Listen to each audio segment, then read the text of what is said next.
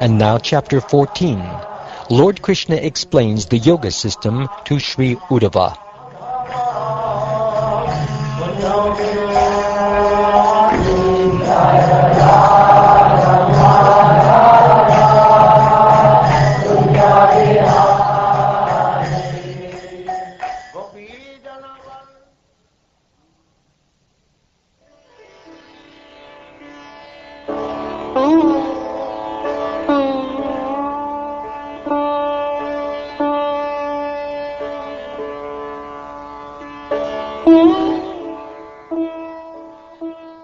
Sri Uddhava said, "My dear Krishna, the learned sages who explain Vedic literature recommend various processes for perfecting one's life. Considering these varieties of viewpoint, my Lord, please tell me whether all these processes are equally important or whether one of them is supreme.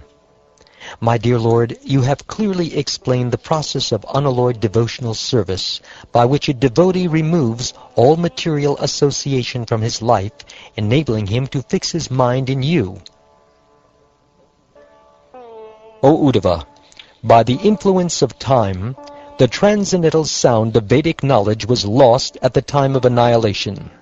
Therefore, when the subsequent creation took place, I spoke the Vedic knowledge to Brahma, because I myself am the religious principles enunciated in the Vedas.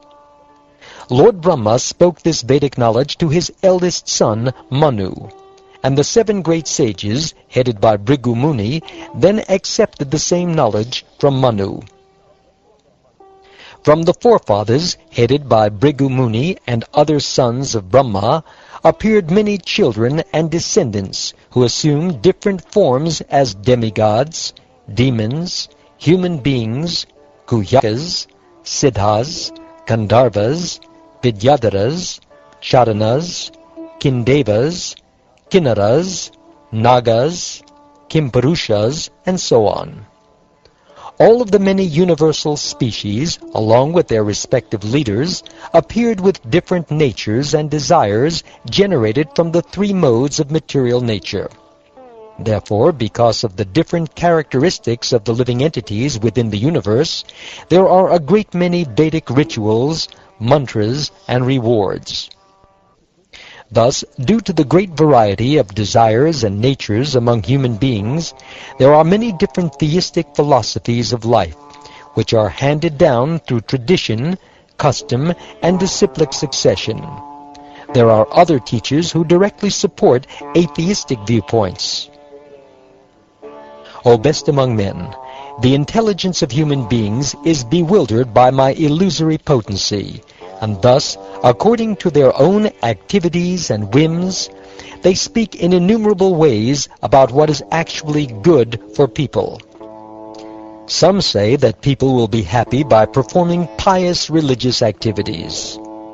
Others say that happiness is attained through fame, sense gratification, truthfulness, self-control, peace, self-interest, political influence, opulence, renunciation, consumption, sacrifice, penance, charity, vows, regulated duties, or strict disciplinary regulation.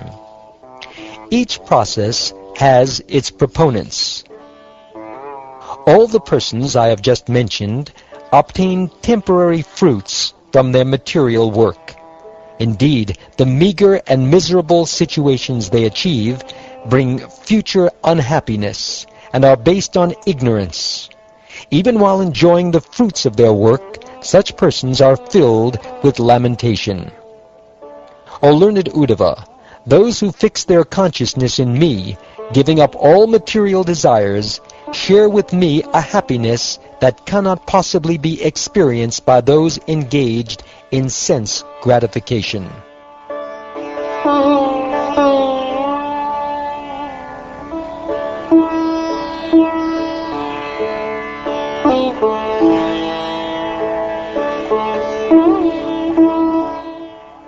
One who does not desire anything within this world, who has achieved peace by controlling his senses, whose consciousness is equal in all conditions, and whose mind is completely satisfied in me, finds only happiness wherever he goes.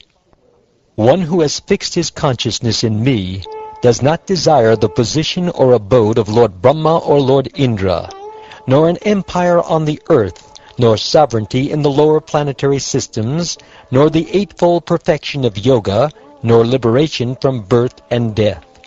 Such a person desires me alone. My dear Uddhava, even Lord Brahma, Lord Shiva, Lord Sankarshan, the goddess of fortune Lakshmi, and indeed my own self are not as dear to me as you are. I desire to purify with the dust of the lotus feet of my devotees the material worlds which are situated within me.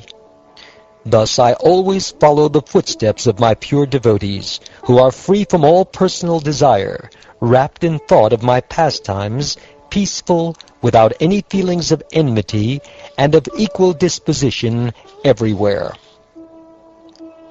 Those who are without any desire for personal gratification, whose minds are always attached to me, who are peaceful, without false ego, and merciful to all living entities, and whose consciousness is never affected by opportunities for sense gratification, such persons enjoy in me a happiness that cannot be known or achieved by those lacking such detachment from the material world.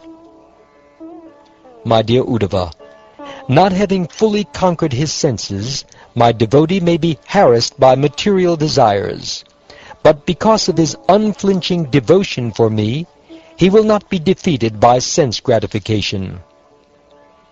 My dear Uddhava, just as a blazing fire turns firewood into ashes, similarly, devotion unto me completely burns to ashes sins committed by my devotees.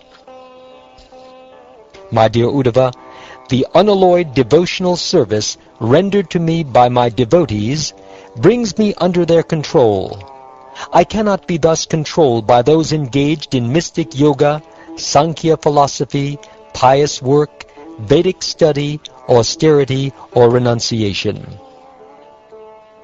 Only by practicing unalloyed devotional service with full faith in me can one obtain me, the Supreme Personality of Godhead. I am naturally dear to my devotees, who take me as the only goal of their loving service. By engaging in such pure devotional service, even the dog-eaters can purify themselves from the contamination of their low birth.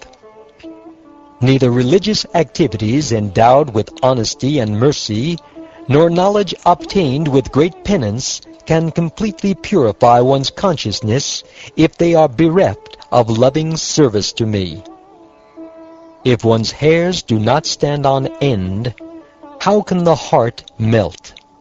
And if the heart does not melt, how can tears of love flow from the eyes? If one does not cry in spiritual happiness, how can one render loving service to the Lord? And without such service, how can the consciousness be purified? A devotee whose speech is sometimes choked up, whose heart melts, who cries continually, and sometimes laughs, who feels ashamed and cries out loudly, and then dances, a devotee thus fixed in loving service to me purifies the entire universe. Just as gold, when smelted in fire, gives up its impurities and returns to its pure, brilliant state, similarly, the spirit soul, absorbed in the fire of bhakti yoga, is purified of all contamination caused by previous fruitive activities and returns to its original position of serving me in the spiritual world.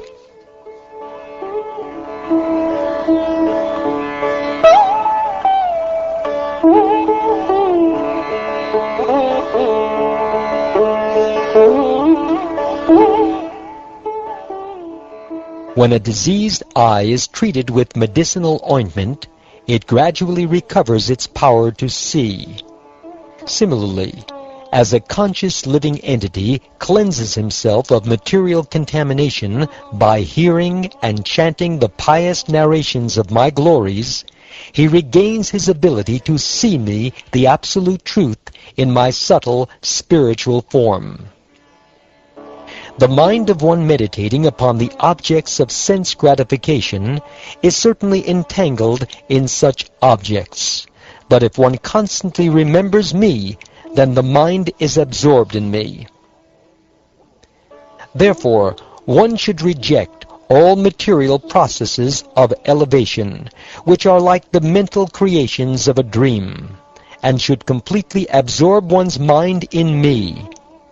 By constantly thinking of me, one becomes purified. Being conscious of the eternal self, one should give up association with women, and those intimately associated with women. Sitting fearlessly in a solitary place, one should concentrate the mind on me with great attention. Of all kinds of suffering and bondage arising from various attachments, none is greater than the suffering and bondage arising from attachment to women and intimate contact with those attached to women.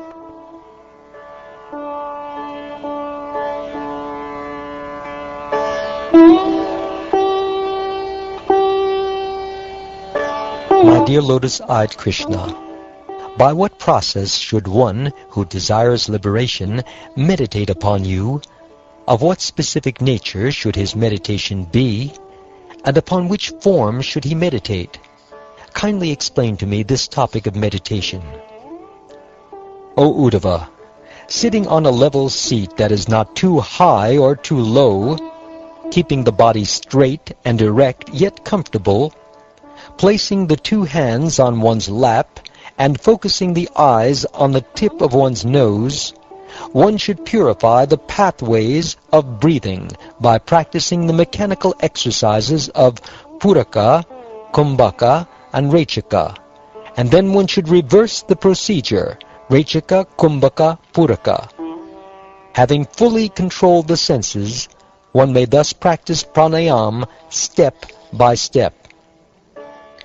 Beginning from the Muladhara chakra, one should move the life air continuously upward, like the fibers in the lotus stalk, until one reaches the heart, where the sacred syllable Om is situated, like the sound of a bell. One should thus continue raising the sacred syllable upward the distance of 12 angulas, and there the Omkar should be joined together with the 15 vibrations produced with Anusvara. Being fixed in the Omkar, one should carefully practice the pranayama system 10 times at each sunrise, noon, and sunset. Then, after 1 month, one will have conquered the life air. Keeping the eyes half closed and fixed on the tip of one's nose, being enlivened and alert, one should meditate on the lotus flower situated within the heart. The lotus has 8 petals and is situated on an erect lotus stalk. One should meditate on the sun, moon, and fire, placing them one after the other within the whirl of that lotus flower. Placing my transcendental form within the fire, one should meditate upon it as the auspicious goal of all meditation. That form is perfectly proportioned, gentle, and cheerful.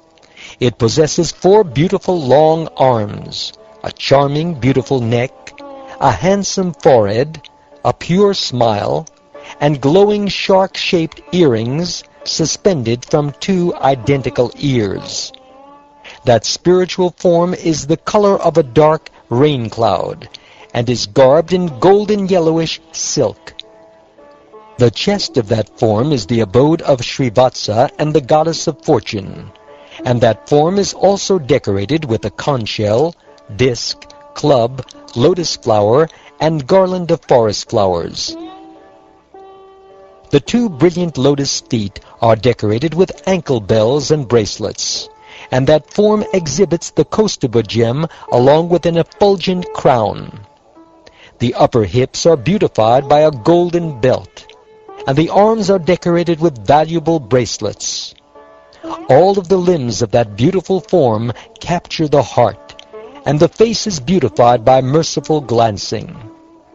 Pulling the senses back from the sense objects, one should be grave and self-controlled, and should use the intelligence to strongly fix the mind upon all of the limbs of my transcendental body.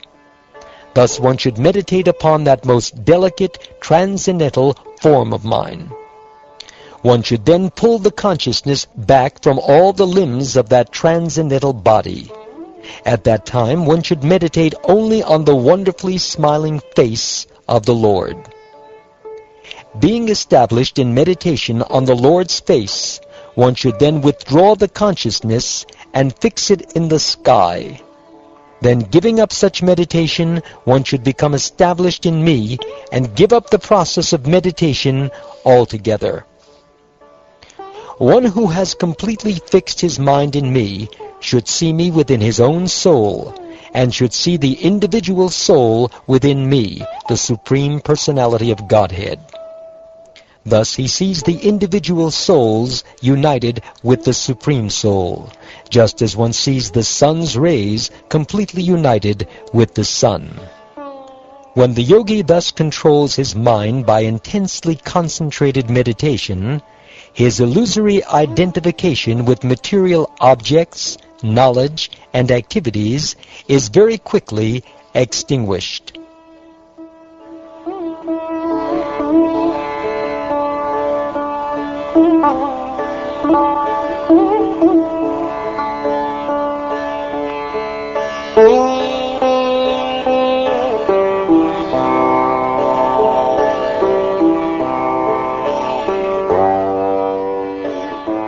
Thus ends the 14th chapter of the 11th canto of the Srimad Bhagavatam, entitled Lord Krishna Explains the Yoga System to Sri Uddhava.